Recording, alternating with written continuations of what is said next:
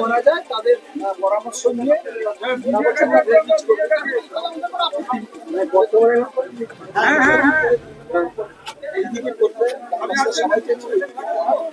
আমাদের সেখানে জলের ওরা আসুন করে 11টার সময় আসবে আর এই জিনিসটা না বন্ধ ডিজাইনটা ডিজাইনটা কি ধরা সেই জন্য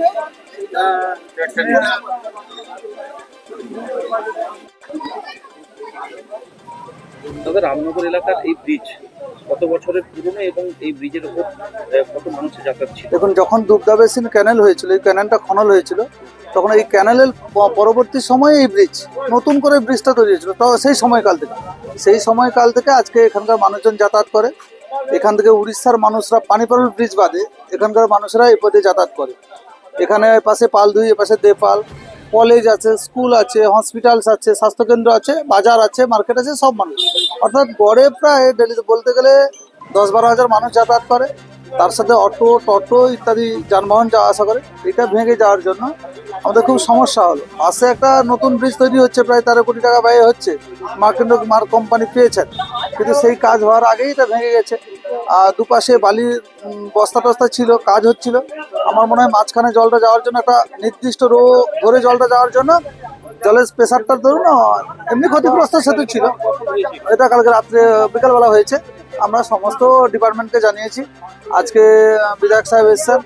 আমরা সবাই আবেদন করেছিলাম যে যাতে বিকল্প কোনো ব্যবস্থা করা হয়, কেন এত মানুষজন যাতায়াত, পরীক্ষা, স্কুল, স্বাস্থ্যকেন্দ্র, কলেজ।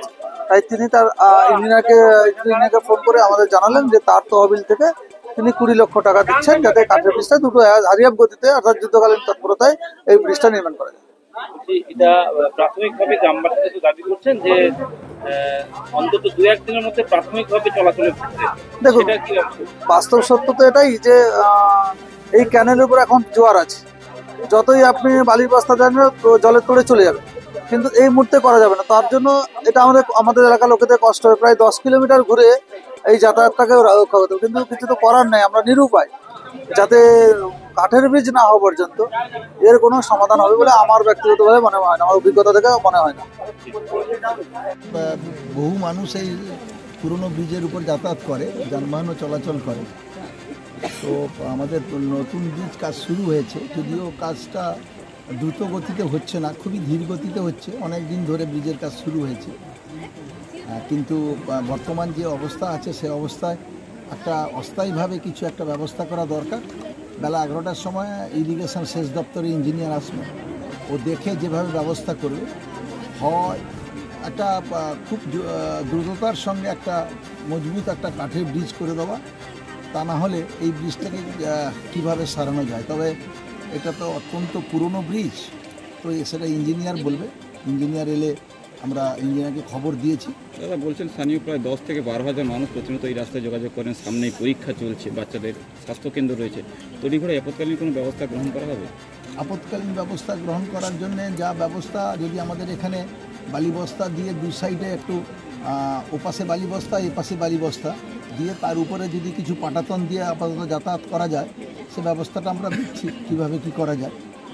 সেটা ইঞ্জিনিয়ার না এলে আমি তো বলতে পারবো না। তবে আমার অভিজ্ঞতাই বলে যে এই যে মাঝখান দিয়ে যেখানে স্রোতটা যাচ্ছে তার উপরে পাটাতন দেওয়া যেতে পারে, কিন্তু সে পাশে বালিবস্তা এপাশে বালিবস্তা দিয়ে টেম্পোরারি করা, কিন্তু এটা বেশি দিন ঠিক থাকবে না।